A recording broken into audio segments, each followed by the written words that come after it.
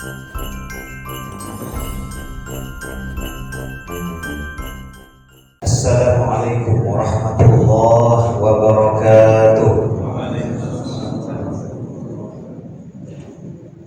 Alhamdulillahi rabbil alamin. Nahmaduhu wa nasta'inuhu wa nastaghfiruh wa nastahdihi wa natubu ilayh wa na'udzu bihi min shururi anfusina wa min sayyiati a'malina. May yahdihillahu fala mudilla lahu wa may yudlil fala hadiya lahu. Asyhadu an la ilaha illallah wahdahu la syarika lahu wa asyhadu anna Muhammadan abduhu wa rasuluhu alladzi la nabiyya ba'dahu. Allahumma shalli wa sallim wa barik ala hadzal nabiyyil karim wa ala alihi wa sahbihi ajma'in. Amma ba'd. Seluruh puji dan segenap syukur kita panjatkan kehadirat Allah Rabbul Alamin atas segala nikmat dan karunia yang diberikan kepada kita. Salawat beriring salam kita sampaikan kepada suri tauladan kita baginda Nabi Muhammad sallallahu alaihi wa ala alihi wa ashabihi wa baraka wasallam, dan seterusnya untuk kita semua umat beliau sallallahu alaihi wasallam sampai akhir zaman kelak insyaallah. Amin ya rabbal alamin. Masyaallah mukminin, hadirin bapak-bapak, ibu-ibu jamaah salat zuhur yang dimuliakan dan dirahmati Allah tabaraka wa taala. Kajian fikih 4 madzhab kita sudah memasuki tema ragam berpakaian di dalam sholat. Setelah sebelumnya kita membahas al-makruhat, perkara-perkara yang makruh di dalam sholat, juga al-amakin al-makruhah lis-sholat, tempat-tempat yang makruh untuk sholat. Maka siang hari ini kita akan lanjutkan dengan ragam corak berpakaian di dalam sholat. Bismillahirrahmanirrahim. Macam-macam berpakaian di dalam sholat. Para ulama Syafi'iyah dan ulama Hambaliyah atau Hanabilah menyebutkan bahwa pakaian di dalam sholat terbagi menjadi 4 macam. Yang pertama disebut dengan pakaian yang cukup. Maksudnya adalah satu kain yang ujungnya dapat menutup aurat, sedangkan ujung yang lain menurut mazhab Hambali Al-Hanabilah diletakkan di atas bahu. Jadi yang dimaksud dengan pakaian yang cukup adalah yang menutup aurat antara ujung yang satu dengan ujung yang lainnya.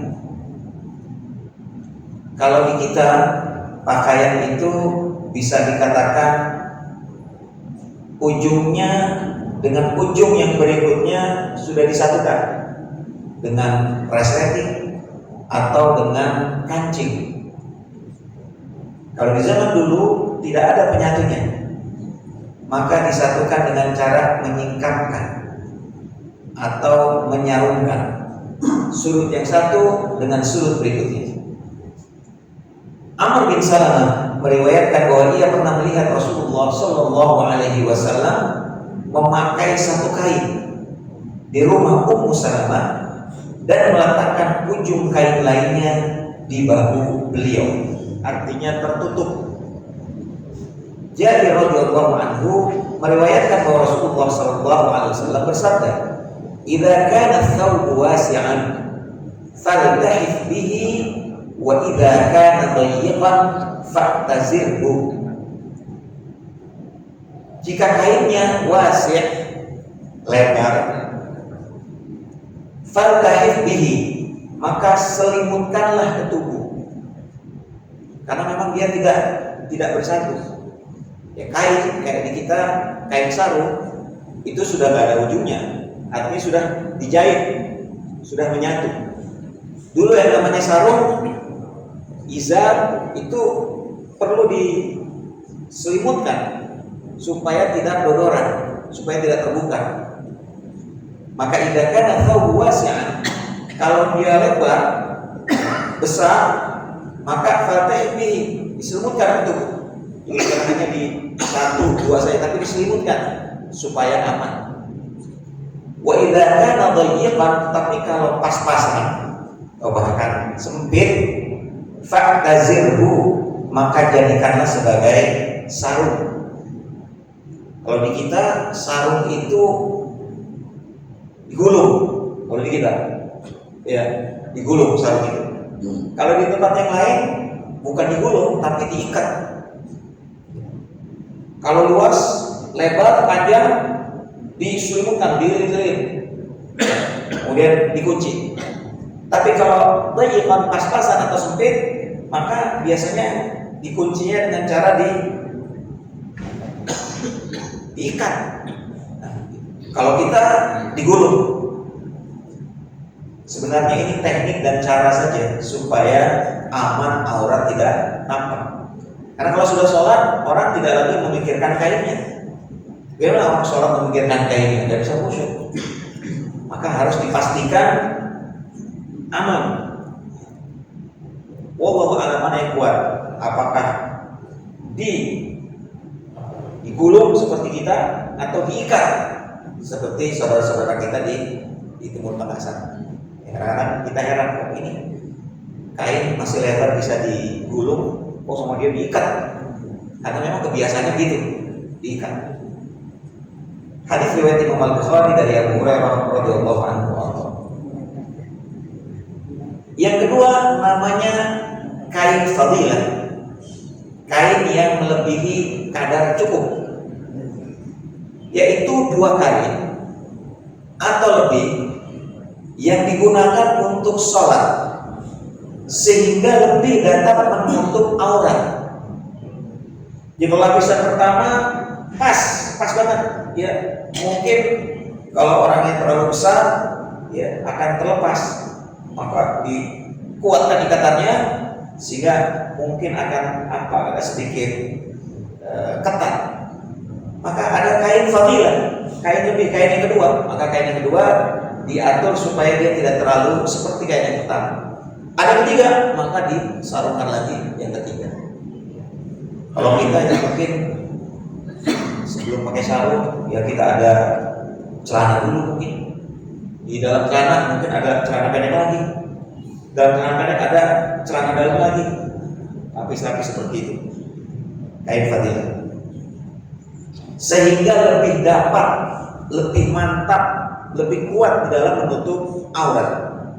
Diriwayatkan dari Umar, ia berkata, jika Allah memberikan kelapangan rizki, maka lapangkanlah. Maksudnya jangan pakai satu lembar saja. Seorang laki-laki mengumpulkan pakaiannya, sholat dengan sarung dan selendang, atau dengan sarung dan kemeja, atau sarung dan baju luar, atau celana dan selendang, atau celana kemeja, celana kain luar, celana pendek kemeja. Artinya kemungkinan aurat tampak sudah diperkecil, bahkan sangat mustahil untuk nampak gitu. Kain fadilah itu kain lebih 2 atau 3. Umar berkata lagi, jika kalian mempunyai 2 kain, maka sholatlah dengan keduanya. Namun jika hanya punya 1 kain, maka jadikanlah seperti sarung. Jangan membungkus kain itu ke badan seperti cara orang Yahudi membungkus tubuh mereka. Dulu pernah kita bahas pakaian yang makruh atau makruh dalam sholat, yaitu salah satunya adalah cara berpakaian. Makruh dalam sholat yaitu menyerupai cara berpakaiannya orang Yahudi. Namanya istimalus somma. Istimalus somma ini sangat mungkin terbuka auratnya ketika sedang sholat. Hadis riwayat Muslim dan An-Nasai. Umar berkata, perempuan sholat dengan 3 kain. Kalau laki-laki jangan segera 1 tapi 2, 3 lebih bagus. Tapi kalau perempuan itu 3 kain. Kemungkinan untuk berbahayanya sudah tertutup gitu. Kemeja, kerudung, kain sarung. Abdullah bin Umar berkata, perempuan sholat dengan kemeja, kerudung, dan selimut tipis. Ini juga terkait dengan kebiasaan wanita di masing-masing daerah wilayah kaum muslimin. Orang Indonesia tentu lebih rapi lagi. Kalau ibu-ibu di daerah Sumatera itu dia pakai kain batik gitu, kain songket, ya. Kemudian dia pakai sarung lagi, ya. Di dalamnya tentu sudah ada pakaian dalam. Di Arab mungkin berbeda lagi, di Eropa mungkin berbeda lagi. Tapi intinya adalah kenapa disebutkan 3 kain supaya aman. Adapun sunnahnya bagi perempuan adalah sholat dengan 3 kain, yaitu kerudung untuk menutup kepala dan leher, kain untuk menutup tubuh dan kedua kaki, dan kain luar untuk menutup pakaian. Sunnahnya bagi perempuan untuk memilih jilbab yang tebal sehingga bagian tubuhnya tidak terlihat, dan juga merenggangkan kain selimut ketika ruku dan sujud sehingga pakaian dalamnya tidak terlihat. Sebagai bukti di lapangan bahwa biasanya warna putih itu meskipun tebal dia menerawang. Jadi kalau perempuan memang bagusnya jangan pakaian yang putih di tempat umum. Setebal apapun pakaian putih itu ketika ada cahaya itu dia menerawang pakaian putih. Makanya yang paling bagus gelap, hitam, merah, marun, coklat gelap, biru bongkar, atau yang gelap, ya, untuk menutup kemungkinan nampak. Karena pakaian wanita itu penting sekali untuk memastikan auratnya tertutup sehingga pakaian dalamnya tidak terlihat. Ini berbeda dengan laki-laki. Laki-laki sudah tutup, ya, kemudian pakaian dalamnya menerawang, itu nggak terlalu masalah. Tapi kalau perempuan, itu masalah.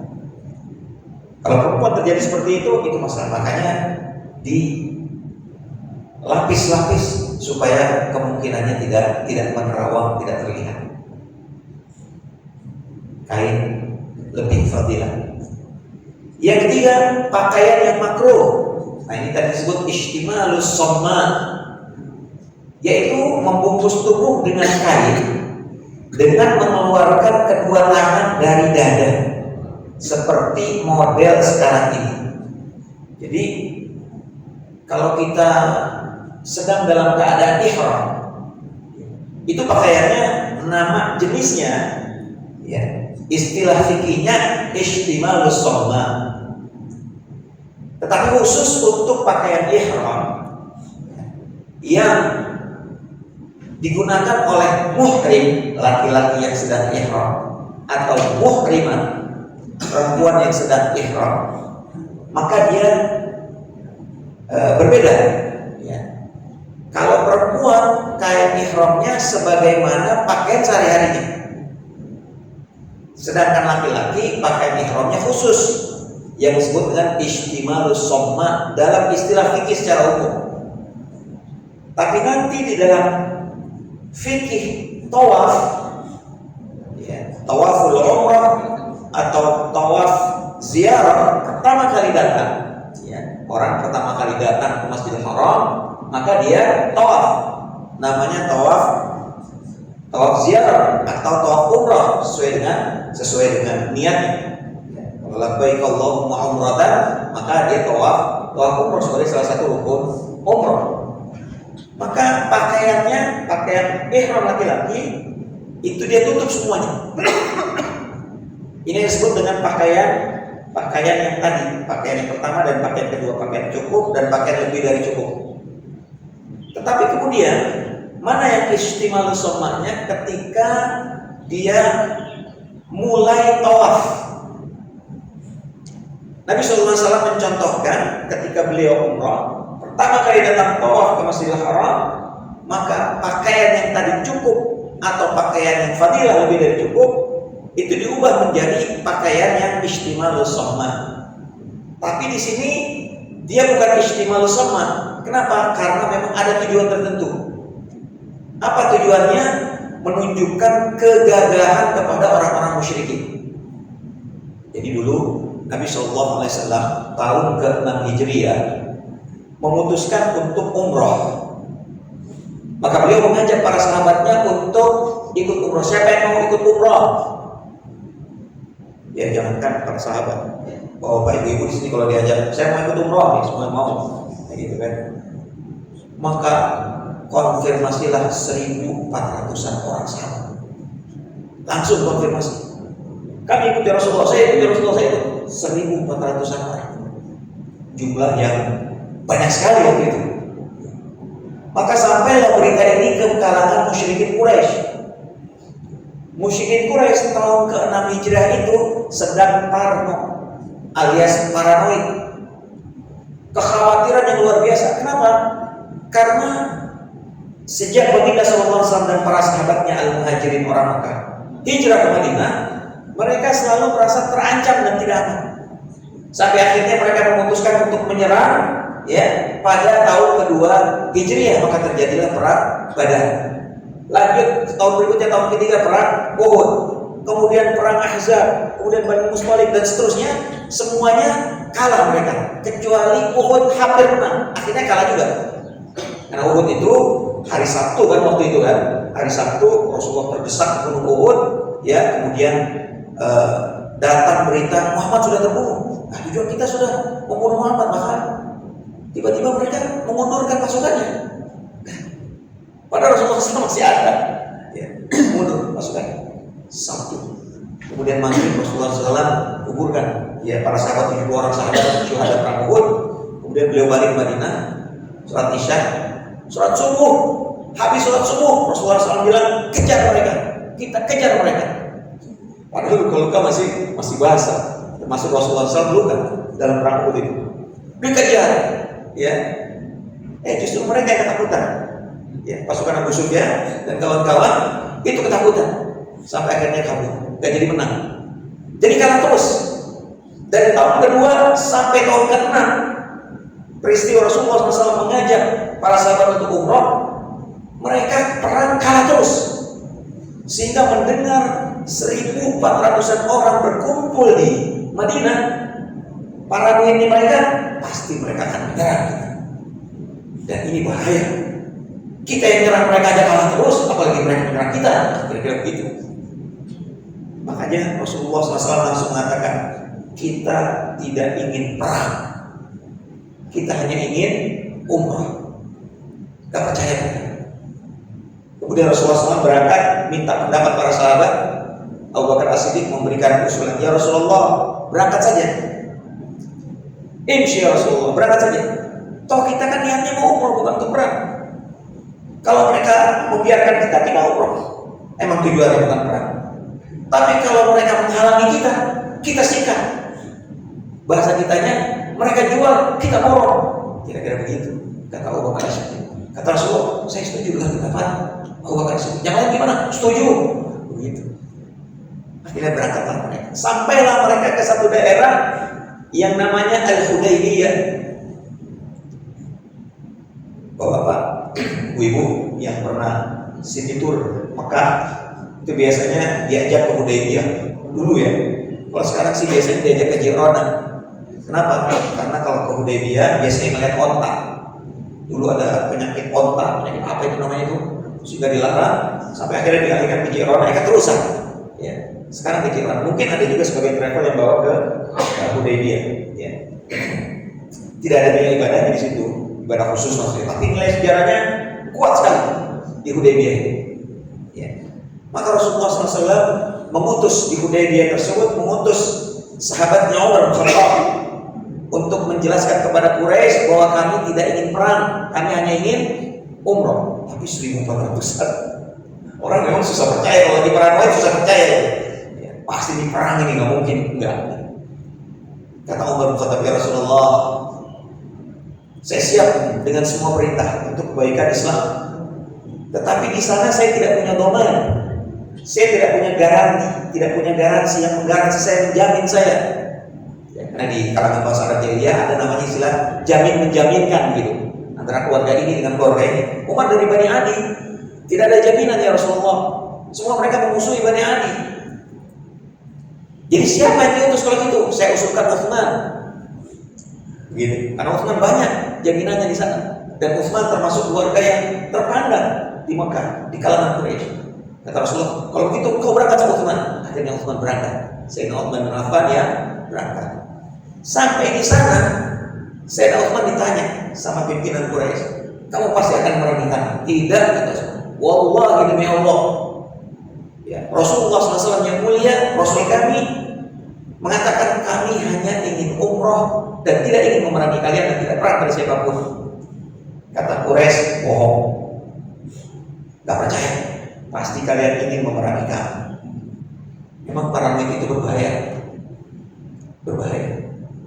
karena Sayyidina Utsman mengatakan, kamu tahu siapa yang menjamin ini? Yang menjamin adalah Rasulullah SAW Muhammad bin Abdullah Al-Amin, yang kalian beri gelar sendiri Al-Amin, terpercaya, tidak pernah bohong. Kalian tahu sendiri, itu yang ngomong. Mereka juga sudah bisa ngomong kan, karena Rasulullah memang gak pernah bohong dari dulu. Tapi karena paranoid, ini bahayanya paranoid. Data dan fakta sudah ada, tapi kalau ketakutan yang luar biasa, gue mungkin pasti pengen perang. Begitulah, balik lagi. Udah pasal 2, pasal 3, balik lagi pasal 1. Karena terlalu paranoid. Nah, kita juga kalau terlalu paranoid bahaya. Makanya harus banyak zikrullah supaya gak paranoid. Ya, suami kalau paranoid, istri salah dulu. Ayah kalau paranoid, anak salah dulu. Apapun salah aja terus karena paranoid. Maka Sayyidina Utsman mengatakan, wallahi kalau kamu tidak percaya, ya sudah. Akhirnya Sayyidina Utsman ditahan. Karena mereka ingin meyakinkan, sekali lagi gak yakin. Tertahan sampai 3 malam. Hudaybiyah Mekah, Pak, dan jauh apa dekat? Hudaybiyah Madinah jauh. Lah Hudaybiyah kita city tour Mekah kan? Yang ke Hudaybiyah itu city tour Mekah, bukan city tour Madinah. Artinya dia sudah dekat dengan Mekah. Paling 40 kiloan. Ya. Dari Masjidil Haram tuh, hotel-hotel sekitar Masjidil Haram sampai ke Hudaybiyah sekitar 40 kilometer. Udah dekat. Ini 3 malam nggak pulang. Tersebar berita Utsman terbunuh. Oh, kata Rasulullah SAW, kalau begitu, ya kita tidak akan lari. Kita harus sumpah setia di hadapan Allah Subhanahu Wa Taala. Ya. Kata Rasulullah SAW, nunajizul qaum, la nabrah hatta nunajizal qaum. Kata Rasulullah SAW, kita tidak akan pulang dari Hudaybiyah ini, tidak akan balik ke Madinah sebelum memberantas sampai tuntas itu orang-orang yang membunuh Utsman. Begitu kata Rasulullah SAW. Jadi udah berubah lagi nih. Tadinya kan disepakati hanya umroh saja, kalau aman umroh saja. Kalau mereka menghalangi baru sikat. Tapi ini karena terdengar berita Utsman terbunuh, berubah lagi. Rasulullah merubah hasil musyawarahnya, kita sikat mereka. Nanti setelah itu baru umroh. Sikat dulu, seakar-akarnya. Ya, Nabi mengatakan nunajizul qaum, bukan muqatil. Muqatil artinya perangi dengan sungguh-sungguh. Kalau nunajiz lebih lagi, sampai seakar-akarnya. Wah, ini pemimpin seperti itu. Nyawa satu orang itu seperti itu. Harusnya begitulah. Nyawa satu orang seperti itu. Yang udah ribuan orang santai-santai aja. Tidak harus satu nyawa, harus dibela. Apalagi untuk kepentingan Islam. Ternyata hoax. Dapat berita lagi, ya.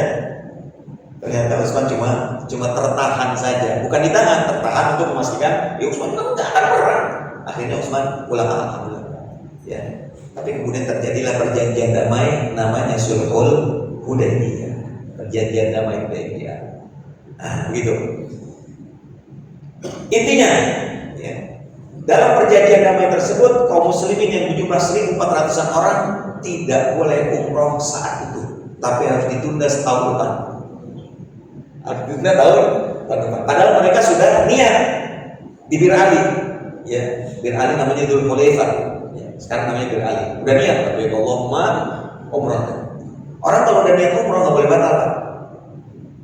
Ya Bapak kalau umroh bolak balik, ya, terus capek, udah niat di Jirona atau di Masjid Siti Aisyah, ya, atau di Hudaybiyah, udah niat, terus ini 3 kali 4 kali semangat biasanya gitu kan.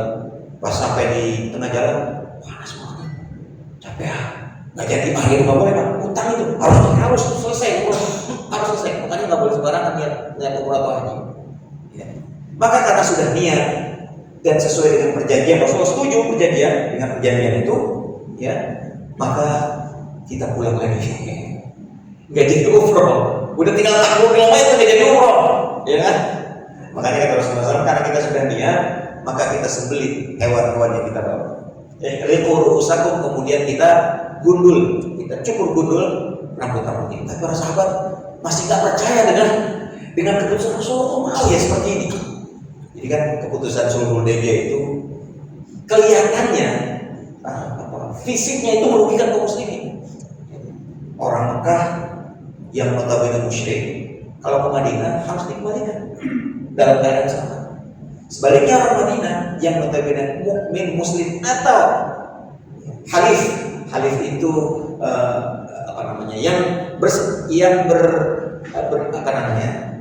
bersama dengan kaum muslimin, punya perjanjian dengan kaum muslimin, kalau ke Mekah nggak boleh dibalikin. Rasulullah setuju aja. Yang kedua itu umroh nggak jadi, nggak apa-apa, udah sampai Hudaybiyah, kemudian umroh nggak jadi, travelnya dibawain golok gitu. Udah bayar 30 juta, nggak jadi. Kira-kira begitu loh.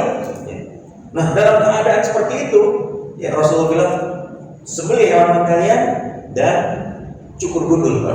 Mereka bengong aja, karena masih nggak percaya dengan keputusan yang tadi. Rasulullah heran, ini kenapa para sahabat nggak mau melakukan perintahku? Akhirnya Rasulullah kita mendapat Ummu Salamah. Kata Ummu Salamah, bukan itu ya Rasulullah. Mereka sedang kondisi psikologisnya sedang heran-heran ini dengan hasil Hudaybiyah ini. Jadi kau keluar nggak usah ngomong lagi, sembelih saja, kemudian cukur. Maka Rasulullah menyembelih, para sahabat melihat Rasulullah menyembelih, sembelih juga hewan. Kemudian Rasulullah cukur, para sahabat melihat Rasulullah cukur, kemudian cukur juga. Nah, mereka pulang, tidak jadi umrah.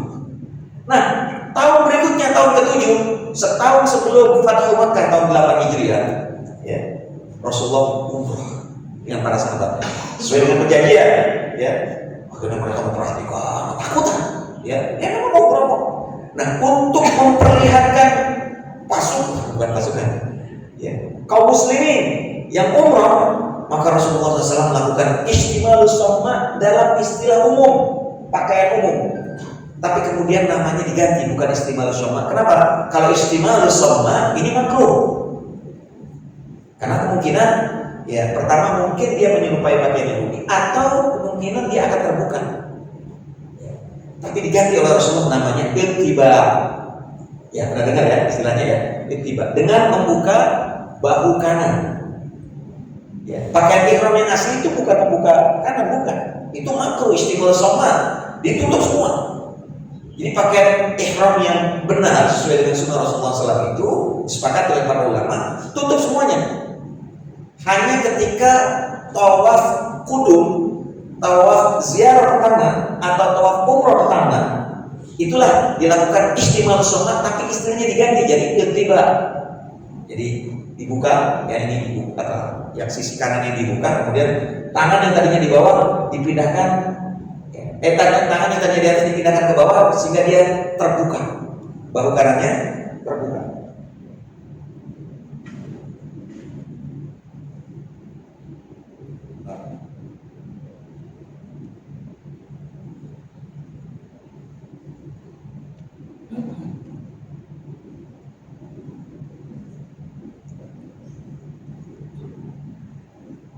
Membungkus tubuh dengan kain dengan mengeluarkan kedua tangan dari dada seperti model sekarang ini, atau disebut dengan ittiba. Ittiba ini sunnah. Ittiba sunnah. Sebenarnya dia istimalus somma yang makruh. Tapi karena umroh pertama kali datang tawaf, maka Nabi SAW menyontohkan dibuka supaya kelihatan kegagahan. Jadi nggak nutup gitu kayak letoy lemah, tapi ini jalan seperti itu. Alhamdulillah, la ilaha illallah, Bismillahirrahmanirrahim. Nah, gitu kan, sebagaimana kita sudah tahu, dibuka supaya, makanya namanya bukan istimal somma, tapi namanya ittiba. Begitu. Model pakaian seperti ini telah dijelaskan dalam makruh sholat. Makruh juga hukumnya sadar. Sebelum kita sebutkan sadar, jadi ketika bapak sedang tawaf pertama, disunnahkan melakukan ittiba. Itu ketika tawaf. Ya, selesai tawaf putaran yang ketujuh, maka apa yang dilakukan? Sholat sunnah. Ya, sedapat mungkin di depan maqam Ibrahim, sedapat mungkin. Tapi biasanya itu orang pada sini semua, ya penuh, sehingga nggak perlu desak-desakan, cari yang kosong saja. Walaupun tidak di depan maqam Ibrahim boleh. Ya kalau memang sedang penuh, ya bukan sedang sih, nggak pernah kosong, itu penuh terus di situ. Ya. Nah maka kita sholat. Sebelum sholat, ya. Nah dalam keadaan seperti ini, ittiba itu sama dengan istimal sholat makruh, makanya ditutup kembali. Gitu. Ya paham ya? Jadi ittiba atau istimal sholat itu sunnah dalam tawaf pertama, tawaf kudu. Tapi setelah selesai, sebelum melaksanakan sholat sunnah tawaf 2 rakaat, ya, maka tutup dulu. Kembalikan dia untuk menutup semua tubuh. Ya. Kenapa? Karena dia termasuk istimalus sholat makruh di dalam sholat. Makruh juga hukumnya sadar. Ya. Sadar itu apa? Sudah kita jelaskan kemarin. Membiarkan kain atau selendang di atas kedua bahu tanpa dipakai secara wajar dan tanpa membalikan salah satu ujung bahu yang lainnya. Jadi dipakai menggantung begini saja, tidak diselempangkan begini, tidak diselempangkan. Itu sangat mungkin terbuka karena memang nggak ada kancingnya, nggak ada apanya.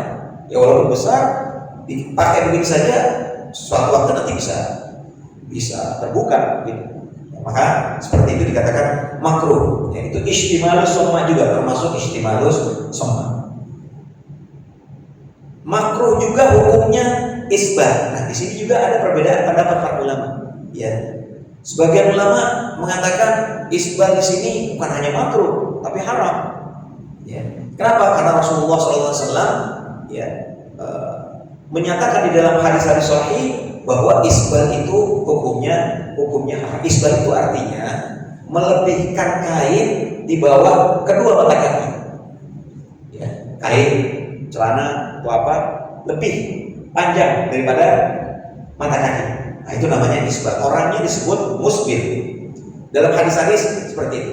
Cuma memang para ulama berbeda pendapat tentang apakah isbal ini haram ataukah isbal ini makruh ataukah boleh saja. Jadi ini perbedaan pendapat para ulama. Silakan saja kalau ada yang berpendapat sesuai dengan pendapat ulama yang mengatakan haram, ya tetapi konsisten, ya gitu. Karena ada yang mengatakan seperti itu, ya kita hargai dengan perbedaan pendapat dan hadisnya memang sama ada. Ada juga yang mengatakan makruh. Kenapa? Karena dikaitkan dengan qarinahnya. Apa qarinahnya? Sabda Rasulullah SAW yang diriwayatkan oleh Imam Al-Bukhari dan Muslim, man jarra thawbahu khuyala lam yanzurillahu ilaihi. Siapa saja yang sombong dengan melakukan isbal, ya membiarkan ujung kainnya ke tangan lebih 2 mata kaki, maka Allah tidak akan melihat kepadanya. Hadisnya sama, tapi oleh sebagian ulama yang mengatakan ini yang penting dia isbal, mau sombong nggak sombong tetap haram. Ini pendapat yang pertama. Pendapat yang kedua, ya disebutkan haram itu karena sombong. Kenapa? Karena kata pendapat para ulama yang kedua, ya pendapat yang kedua dari para ulama, orang berpakaian isbal itu sudah biasa di kalangan bangsa Arab. Dan Rasulullah SAW tidak mengomentari kecuali orang itu. Jadi ada yang dikomentari dalam hadis itu orang itu tidak akan dilihat oleh Allah Subhanahu wa taala dari kiamat. Kenapa? Karena melakukan isbal, jarra thawbahu, yang melebihkan kainnya dari 2 mata kakinya. Terus Abu Bakar As-Siddiq mengatakan, saya juga kadang-kadang suka ini ya Rasulullah. Ya sebagaimana yang lain suka melebihi itu, melakukan isbal juga. Oh kalau tidak ya Abu Bakar, kata Rasulullah SAW. Nah dari sinilah pendapat yang kedua dari para ulama, larangan tersebut bukan haram. Ya, larangan tersebut larangan makruh saja. Ya tidak sampai derajat haram. Jadi ini perbedaan para ulama. makruh di sini hukumnya isbal, yaitu membiarkan ujung kain sebelah bawah sampai ke tanah karena sombong. Dalam hadis yang lain dia bersabda, "Man asbala izarahu fi sholatihi khuyala, falaysa minallahi fi hillin wala haram."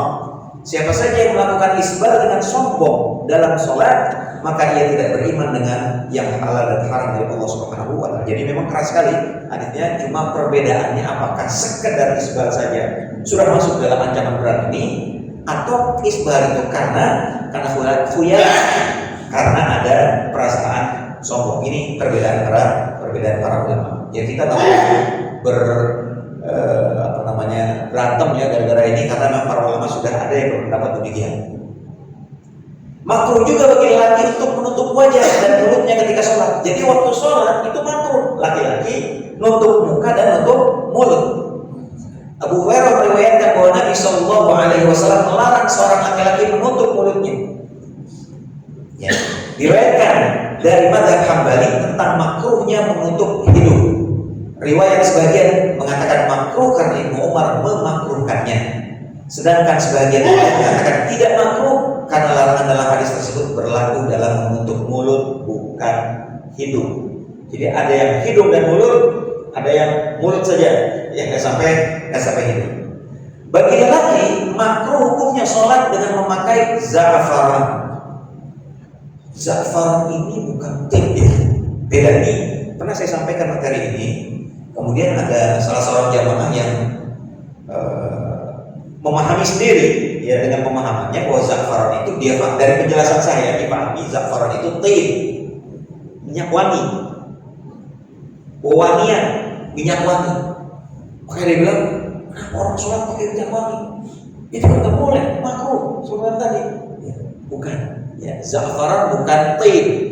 Kalau tip sunnah, Rasulullah SAW pakai tip, wangi-wangian. Ya, Rasulullah wangi-wangian itu bentuknya cair ya, di bau dilumurkan ke rambut beliau, ke tubuh beliau.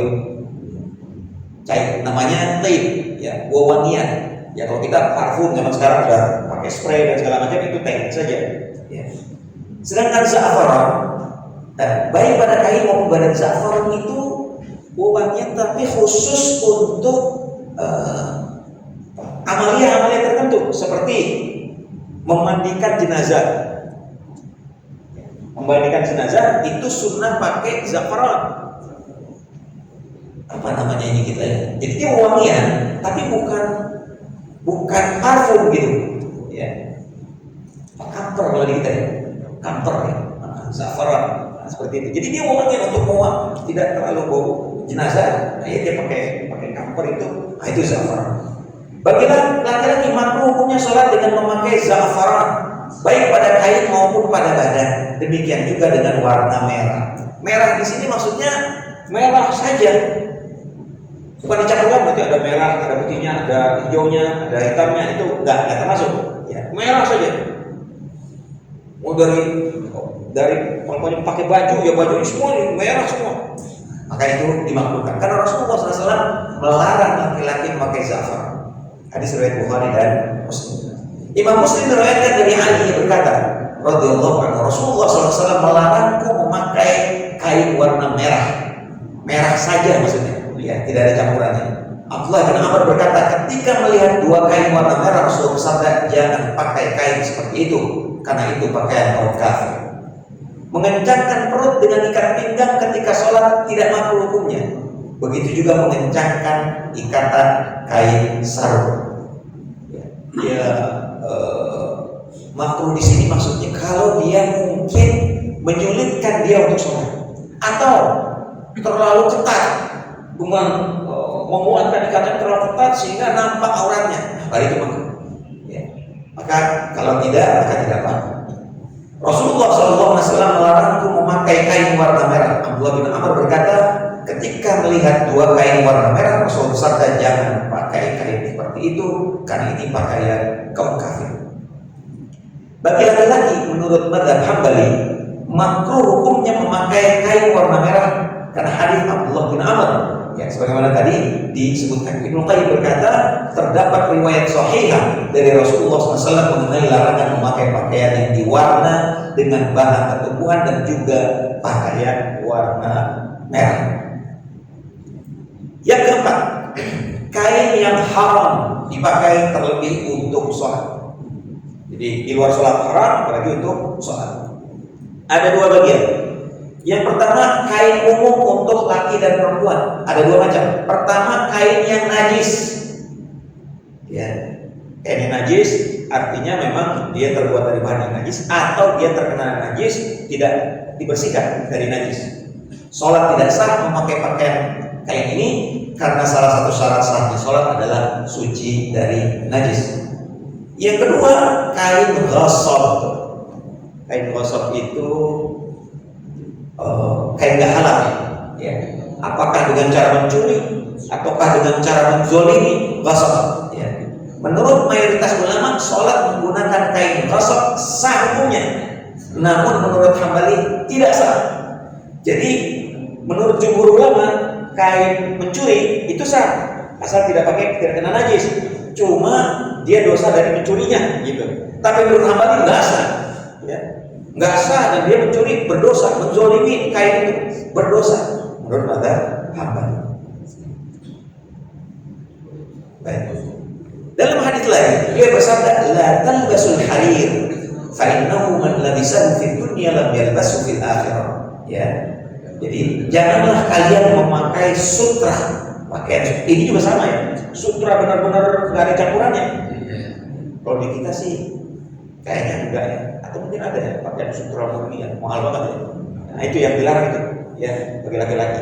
Tapi kalau pakai campuran itu nggak termasuk, ya. Tapi sebagusnya memang jangan, ya. Sebagusnya jangan. Janganlah kalian memakai pakaian sutra karena siapa saja yang memakainya di dunia maka ia tidak akan memakainya di akhirat. Nah, ini pakaian ahli surga, ya.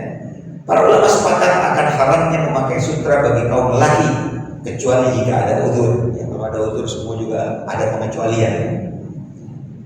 Yang kelima, perbedaan perempuan dengan laki-laki dalam sholat. Disunahkan bagi perempuan untuk berbeda dengan kaum laki-laki dalam 6 perkara sebagaimana disebutkan oleh para ulama Syafi'iyah. Pertama, mengumpulkan anggota tubuh ketika sujud. Kalau laki-laki dibuka, kalau perempuan dirapatkan, ditutup, ya, jangan dibuka, ya. Yang kedua, perempuan merendahkan suaranya di depan kaum laki-laki yang bukan mahram. Ya, kita koreksi, ya, mahram. Muhrim itu orang yang ihram. Sedangkan kaum lelaki disunahkan untuk mengeraskan suara bacaan dalam sholat jahriyah. Yang ketiga, bagi perempuan mengingatkan itu dengan cara menepuk punggung tangan, ya, menepuk punggung tangan kiri dengan tangan kanan, ya, untuk mengingatkan. Kalau laki-laki dengan cara tasbih, subhanallah. Ya, kalau perempuan, kecuali mazhab Maliki, ya. Mazhab Maliki perempuan tetap subhanallah juga dalam mazhab Maliki. Kalau imamnya salah, ya, perempuan dalam pendapat jumhur ulama mengingatkan dengan menepuk seperti ini. Kecuali mazhab Maliki. Mazhab Maliki menepuk ini perempuan makruh, ya. Jadi sama seperti laki-laki tasbih subhanallah kalau salah. Tapi jumhur ulama seperti ini, perempuan tepuk, ya, laki-laki tasbih.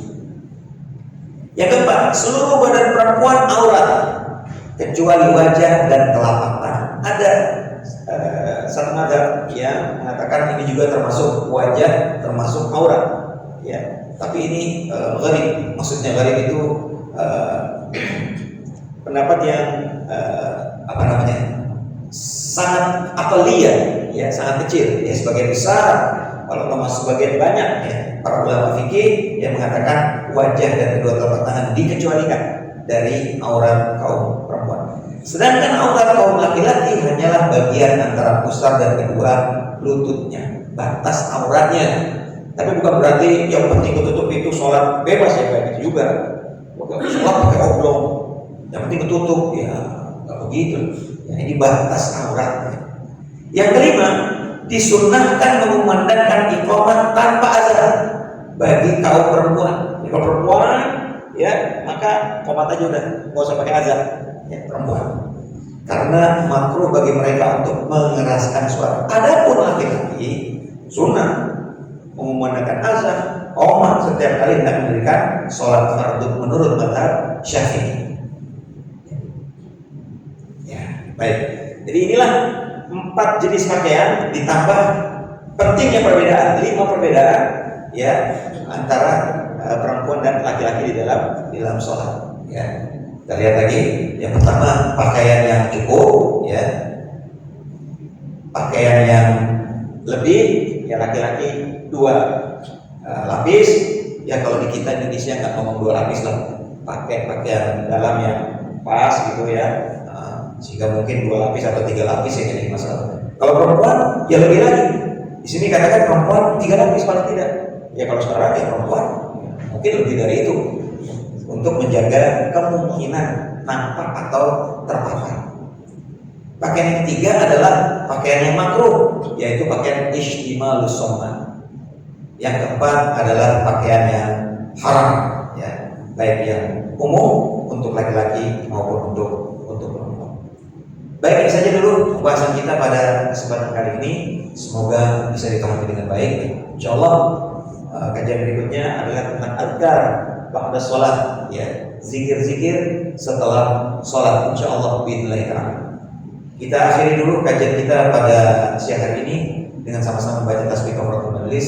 Subhanallahumma wa bihamdik, asyhadu an la ilaha illa anta, astaghfiruka wa atubu ilaik. Alhamdulillahirabbil alamin.